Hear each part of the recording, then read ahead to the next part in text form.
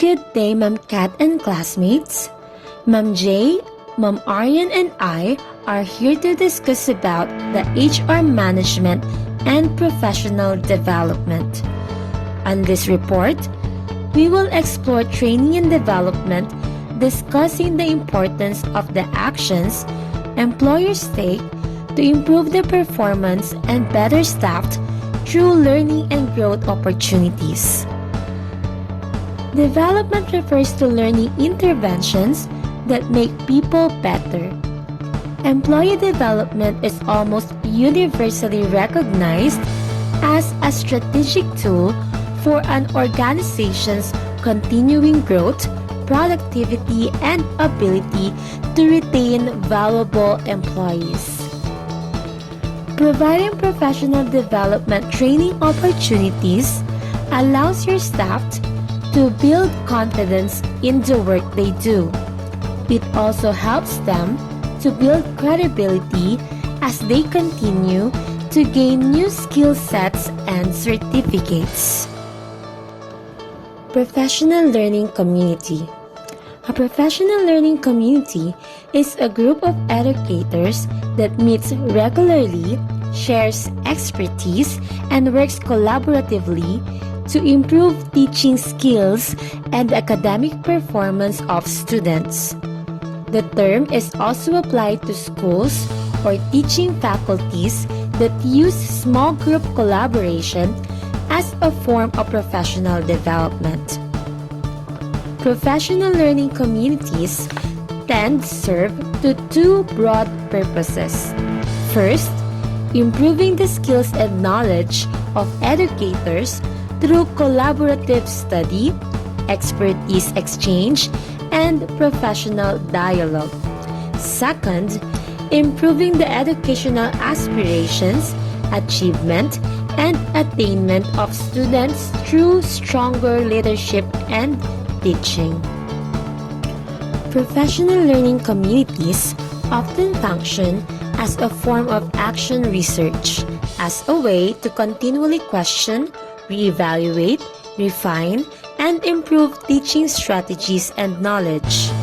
Meetings are goal-driven exchanges facilitated by educators who have been trained to lead professional learning communities.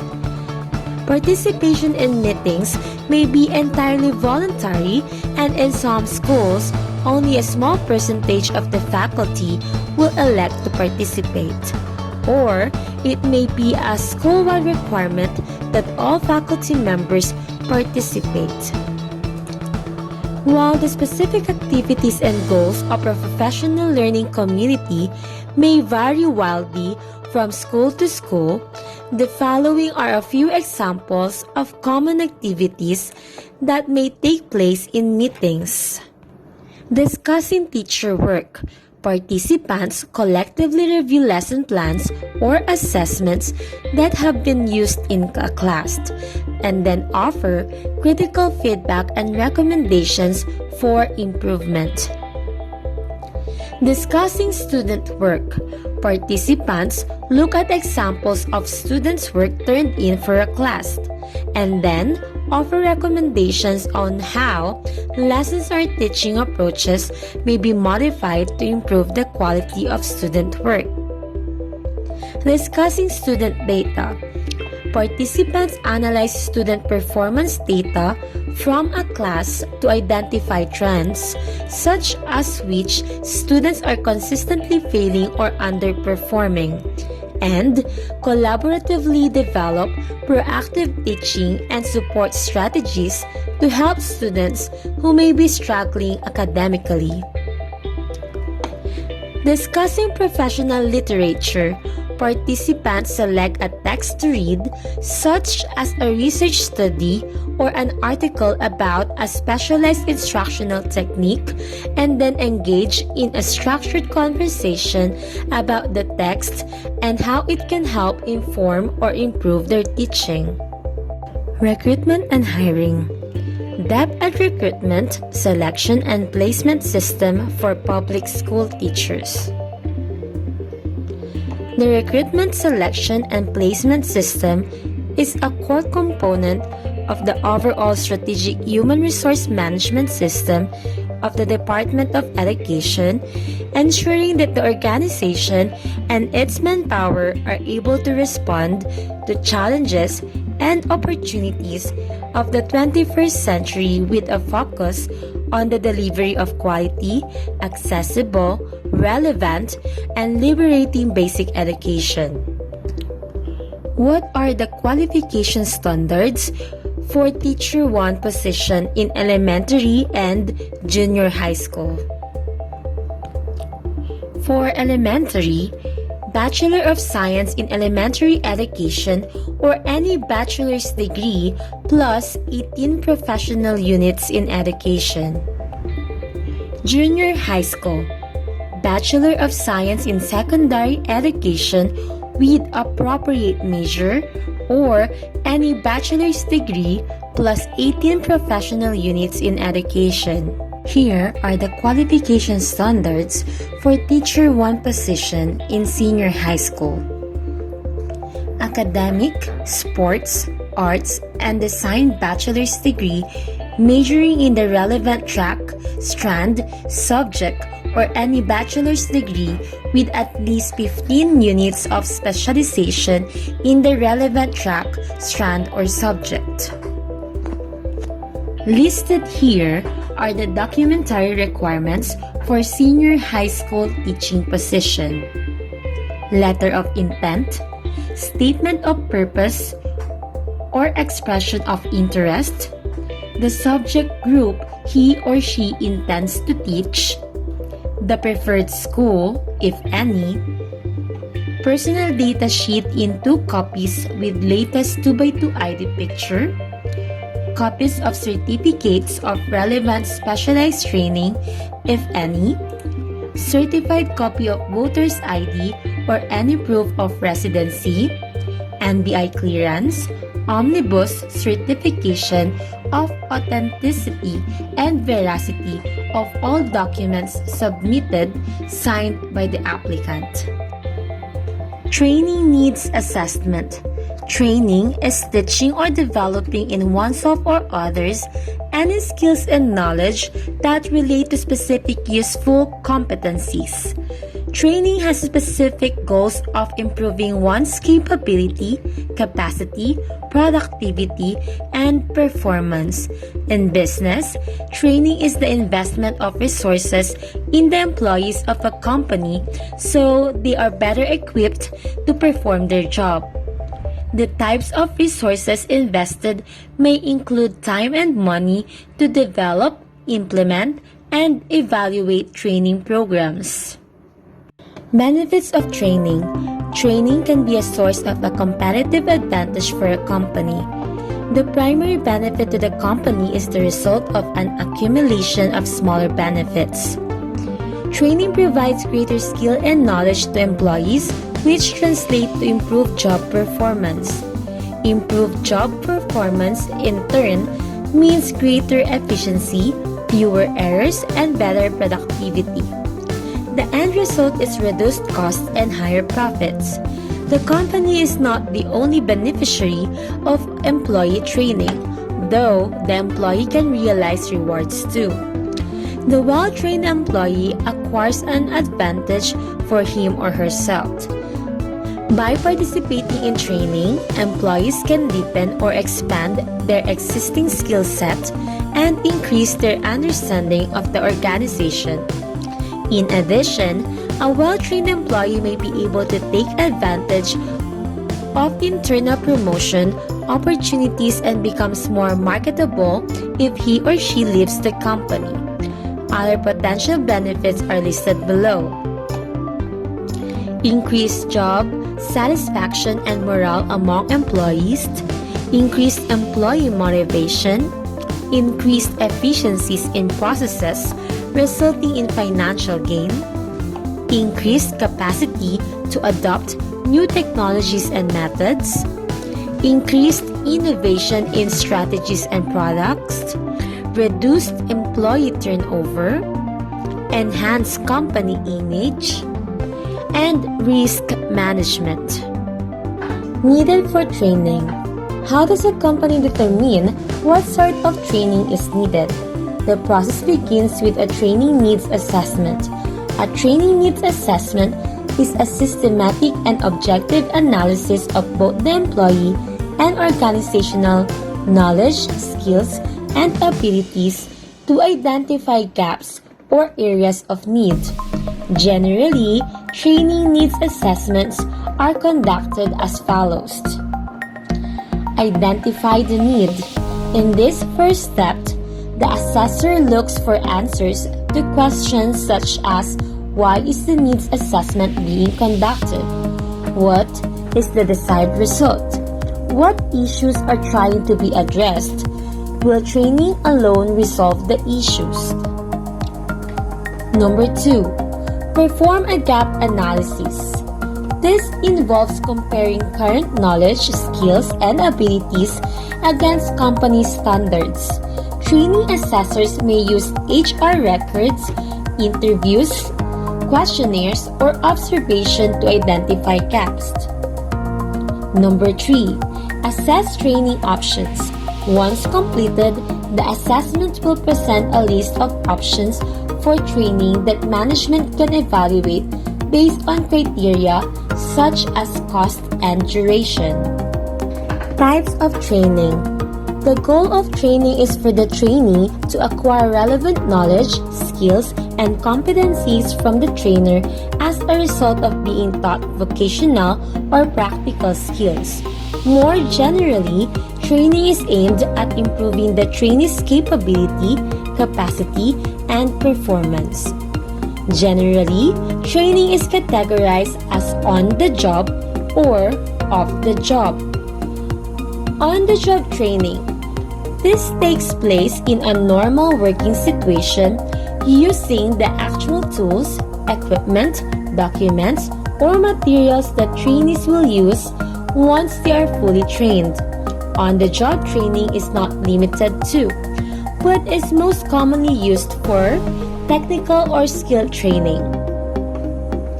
Off-the-job training takes place away from the normal work situation, and as a result, the employee is not a directly productive worker while such training takes place. Businesses often cite this as one of the disadvantages of off-the-job training. However, this type of training has the advantage of allowing people to get away from work and concentrate more thoroughly on the training itself. Off-the-job of training has proven very effective in helping people acquire and master new concepts and ideas. As stated in Debit Order Number 35, Series of 2016, Learning Action Cell or LAC is a session conducted by a group of teachers who engage in collaborative learning sessions to solve shared challenges encountered in schools. Such challenges may include learner diversity and student inclusion, content and pedagogy, assessment and reporting, 21st century skills, and ICT integration. DepEd envisions that these LAC sessions will serve as a school-based continuing professional development strategy for the improvement of teaching and learning. So there are objectives of Learning Action Cell or LAC session. First is to improve the teaching learning process that will lead to improved learning among the students, to nurture successful teachers, and to enable teachers to support each other to continuously improve their content and pedagogical knowledge, practice, skills, and attitudes. And last is to foster a professional collaborative spirit among school heads, teachers, and the community as a whole.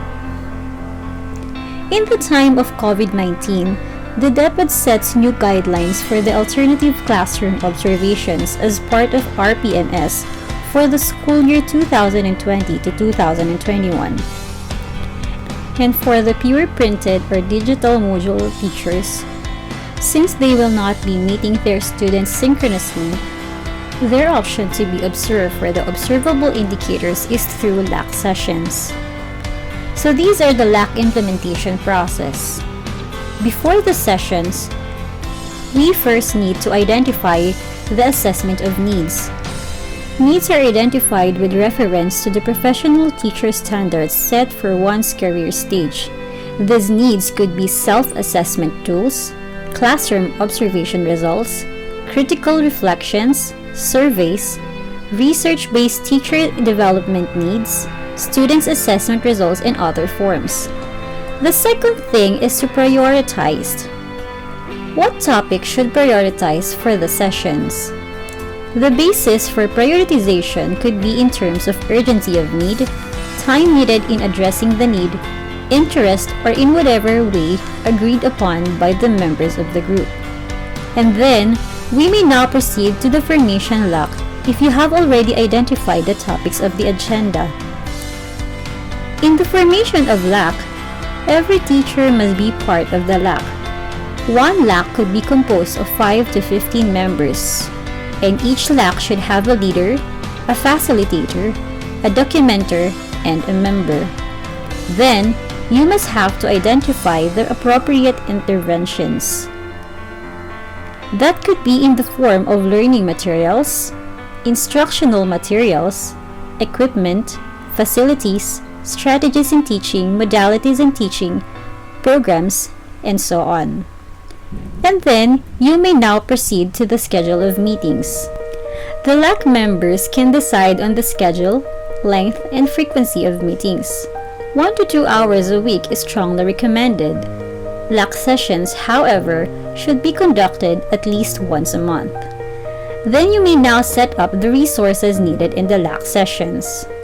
Resources could be human or material that should be prepared or set up before the implementation of the sessions. The human resources could be individuals who are tapped as resource person of the LAC sessions, while material resources could be the supplies, worksheets, videos, equipment, budget, food, venues, and other things needed in the conduct of a LAC session. After setting up the resources needed for the LAC session, we can now disseminate the task to the LAC members. The LAC members could be given specific roles to perform during LAC sessions. These roles could be rotated among the members of the group. We have to remember and address the LAC implementation norms. There should be time and venue, listening, confidentiality, decision-making, participation of each LAC member, and expectations of one you have agreed on. We also have to prepare line item budget. The budget shall come from the school's respective MOOE and other external grants, provided that all the expenses allowed under the school MOOE may be included, subject to existing accounting rules and regulations. In LAC sessions, teachers should write a LAC plan. In writing of LAC plan should be written and documented following the template. Schools are allowed to modify the template based on their needs. This plan should be integrated or linked with the School Improvement Plan or SIP or Annual Implementation Plan or so-called AIP. During the LAC sessions, the priorities set out in the LAC plan are implemented through a variety of activities. It can be a form of lectures, practicum, orientation, coaching, workshops, and development and utilization of instructional materials. There should also be a collaborative discussion of possible ways forward. The final activity of the session will involve individual and group action planning in order to implement agreed activities in the classroom. So after the LAC session, LAC members are expected to implement the proposed strategies or activities in their classroom or school or community as appropriate in evaluating their success. LAC members should be prepared to report back on the success of their activities in future LAC sessions. Then LAC facilitators and LAC leaders should monitor these activities and evaluate how far they are contributing to improved outcomes for learners at school. At the same time, school heads or principals should support the LACs by doing class observations and encourage teachers to continually improve instruction so that the student learning will also improve. Meeting is an essential part of our life in every organization, and your ability to run an effective meetings with your management skills is a critical part of your success in meeting management. As a leader, there are serious things that I can recommend that you should keep in the back of your mind. One of the most important tasks that you need to improve your management skills and hold more effective meeting is to begin with an outline of the purpose of the meeting on the first place. An effective meeting serves a useful purpose. This means that in it, you achieve a desired outcome. For a meeting to meet this outcome or objective, you have to be clear about what it is. Too often, people call a meeting to discuss something without really considering what a good outcome would be. Do you want a decision?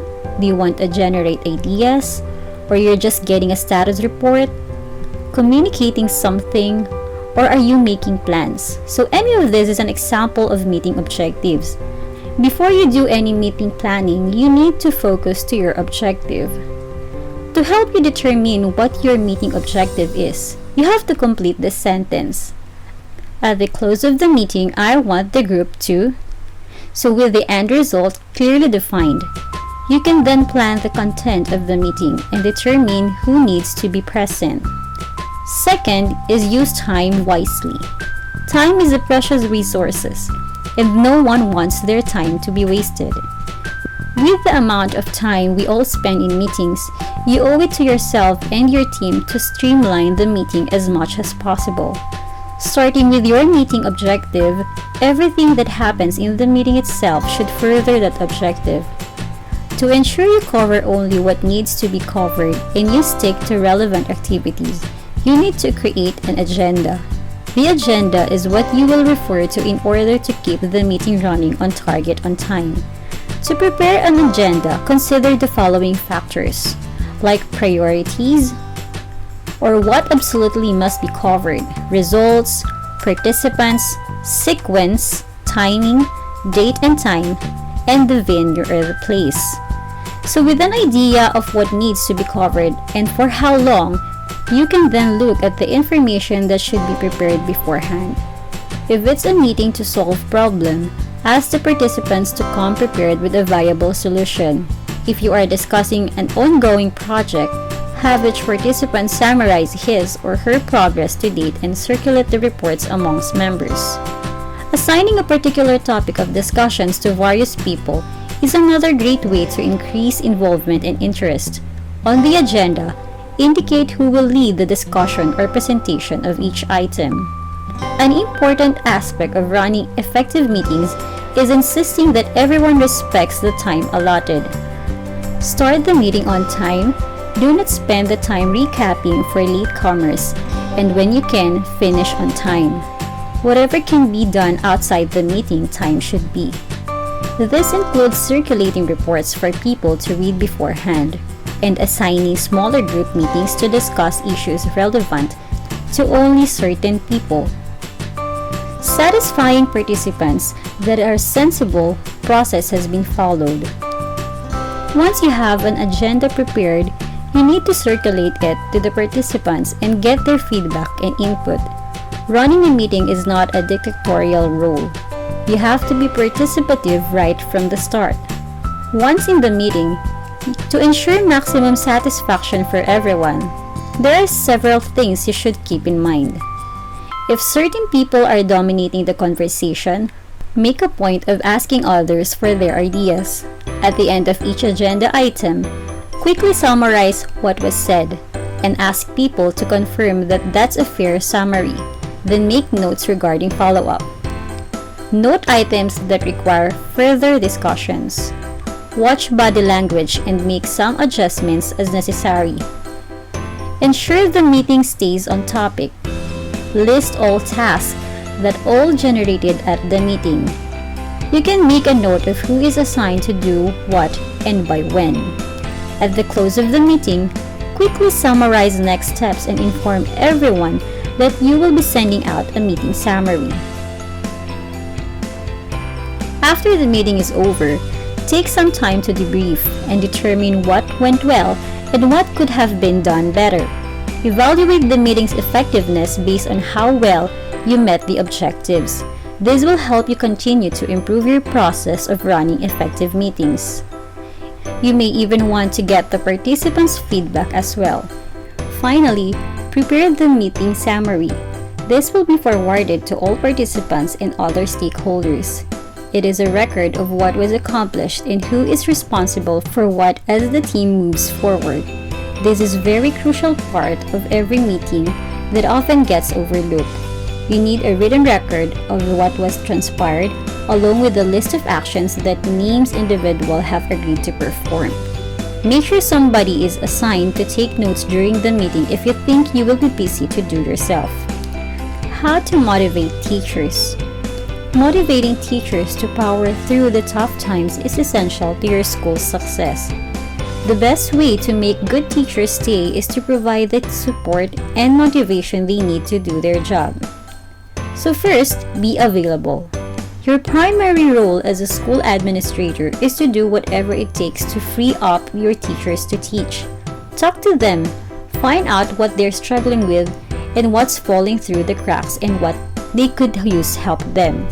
What's falling through the cracks and what they could use help with. Praise them. Take the time to call attention to teachers who has gone above and beyond. Sure, this can be done via email, but making a public gesture of thanks goes a long way toward making a teacher feel good about themselves. And then encourage teachers to motivate each other. Even in a smaller school, you can't be everywhere at once. Teachers see and hear things that you don't, so get them involved in developing their own activities to motivate and reward colleagues for a job well done. Next is professional development opportunities. Even your district requires teachers to meet certain professional development requirements. It's a good idea to look for ways to go beyond those. You can help teachers find relevant courses, workshops, or conferences to attend outside of the schools. Support your teacher in front of your parents. As an administrator, a large part of your job is dealing with students' conflicts. Often this will involve parents. Whatever the case may be, it's highly likely that you and the teacher will have several conversations with the student's parents. Sometimes parents become very defensive about their children and they may become angry and frustrated with you and their teacher. No matter what is said, when you are talking with a student or parent, you should support the initial actions your teacher took to correct the situations. Your job is to support your teachers and it starts by having their back when it's against the wall. If the teacher didn't handle the situation well, discuss what they could have done differently in private. Social events outside of schools. When you know someone on personal level, it's easier to understand that makes them tick. You can better see how their strengths and weaknesses shape their abilities in the workplace. Make a point to organize and attend social events outside of school hours. And include teachers in strategic plan. Teachers want their students to learn, so they have a vested interest in school reforms and changes that help students learn better. When teachers are given the chance to offer input and guidance toward shaping school policy, they often feel more motivated in their teaching and participation within the school. Next is mentoring. Although teachers can and should be encouraged to motivate each other, there's also a lot to be said for a principal providing mentoring to their teachers as well. Mentoring provides a significant motivations for teachers because it guides them toward a stronger and more successful teaching career. We have to respect their time.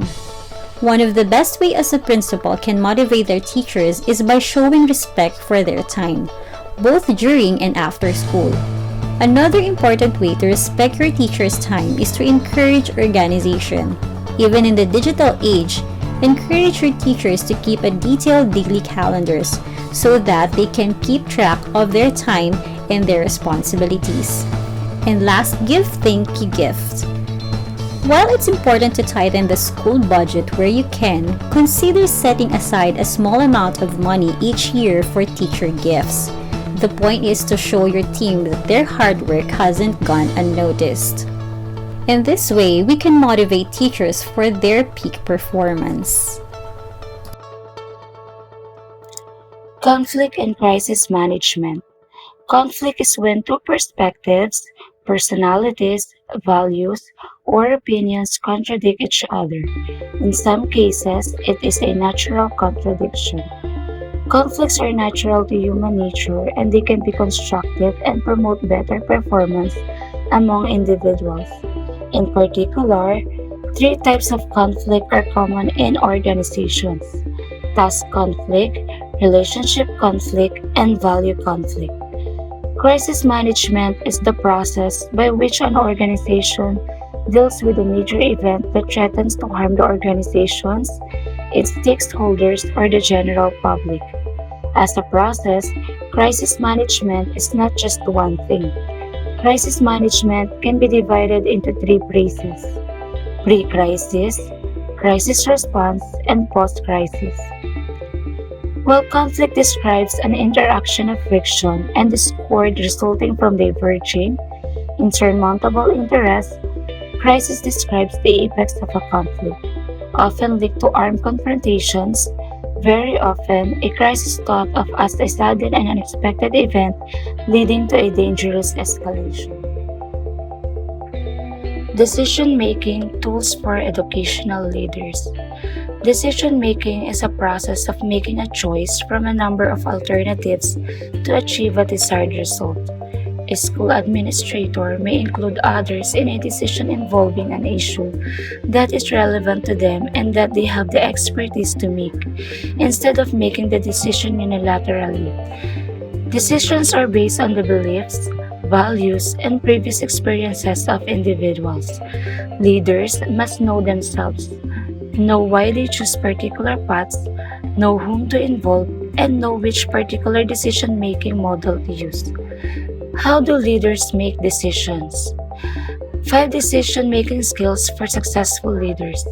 Identify critical factors which will affect the outcome of a decision. Next, evaluate options accurately and establish priorities. Anticipate outcomes and see logical consequences. Navigate risk and uncertainty. Reason well in context requiring quantitative analysis. Managing performance of teachers. Teacher performance management is a continuous process for identifying, evaluating, and developing the work performance of teachers so that the goals and objectives of the school are more effectively achieved, while at the same time benefiting teachers in terms of recognitions of performance and professional development. There are 5 simple ways to improve teacher professional development. First, model what is being taught. Second, commit to personal professional development. Third, understand and use micro-teaching practices. Fourth, use student feedback to shape learning with just-in-time learning strategies. And last, and conferences. The importance of performance management for teachers. It should be designed to ensure that all teachers are able to demonstrate how they contribute to pupils' learning, but also to the wider school performance targets, as well as demonstrating how they as professionals meet the teacher standards.